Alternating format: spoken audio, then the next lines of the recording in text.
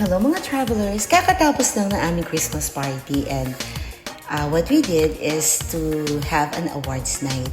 Bigyan namin ng award lahat ng empleyado namin kasi naniniwala ako na nagstay ng mas matagal based on the study na at least 3.5 years more ang mga empleyado na na-appreciate ng kanilang mga employer. Kasi hindi naman po pwedeng yung pangit lang lagi ang makikita. Iba kasi yung feeling ng mga empleyado mo if they are appreciated sa lahat ng ginagawa nila.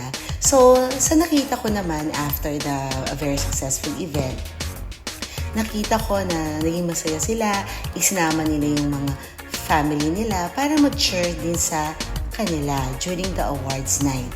Ngayon, ang kagandahan din naman na ini-involve mo ang mga family nila is that mas nakikita nila na ang pinagtatrabahuhan ng mga mahal nila sa buhay ay na-appreciate sila.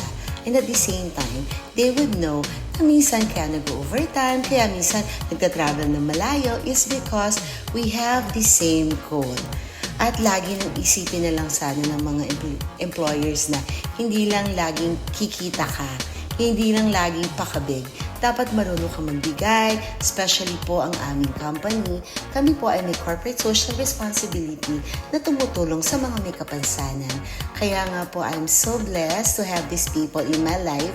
Na-appreciate ko sila at sana po mas lalo pang palugiin ng ating Panginoon ang aming business sa The Alpha Enterprise and the last cornerstone, PTE Ltd, Singapore.